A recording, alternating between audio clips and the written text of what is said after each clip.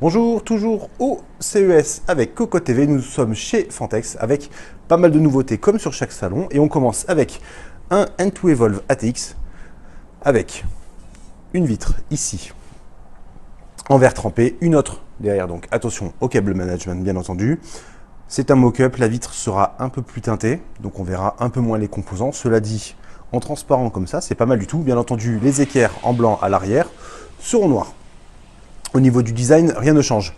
Le Pro, on le connaît avec une vitre en acrylique cette fois-ci, très classique. Ça rend très bien avec une petite finition type Diamond Cut sur le côté qui est très propre.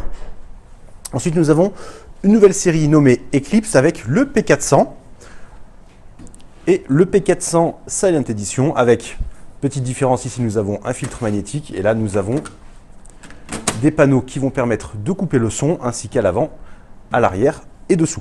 Le châssis est le même grosso modo que le N2 Pro M et niveau tarif nous sommes sur 59 et 69, on rajoute 10 € pour le blanc. Nous avons du noir, du blanc et du gris anthracite. Pas de B525, donc à l'intérieur la cage n'est pas présente. Nous avons toujours le cache pour l'alimentation avec le stockage en bas pour deux disques durs 3 pouces et demi ou 2 pouces et demi et deux braquettes 2 pouces et demi qui sont fournies en plus, donc de quoi mettre une grosse configuration quand même, avec pas mal de place, du water cooling si besoin, même si on s'oriente un peu plus sur de l'air cooling sur ces configurations. Le tarif est très bas. Petite nouveauté, on va prendre le blanc, ce sera plus simple puisqu'on peut voir les boutons. Nous avons sur le Silent un contrôleur, ici en fait les boutons sont dessous pour les ventilateurs. Nous pouvons changer les diodes sur 10 couleurs et nous avons le bouton Reset, le Power est ici. On va continuer avec de l'N2 en haut de gamme. Un petit passage sur le Power Splitter, on en a parlé, ça permet de mettre deux configurations avec une seule alimentation, ce qui est le cas ici. Nous avions le N2 Mini XL en dual system pour mettre deux boîtiers. Il y a maintenant le même avec de l'ATX, une configuration ATX en haut, une configuration Mini TX en bas avec une seule alimentation ou deux alimentations si on préfère. Il n'y a aucun problème par rapport à ça puisqu'il y a de la place dans le boîtier. Le design ne change pas, on reste toujours sur un Primo. Ensuite, nous avons le projet 916. Alors là, c'est juste énorme. C'est de l'aluminium 5 mm, du verre trempé sur le côté. Alors, de l'aluminium unibody, tout simplement, si on part du pied, on remonte là, nous avons une seule pièce ici, pareillement. Deux configurations, là encore, de l'ATX et du Mini TX.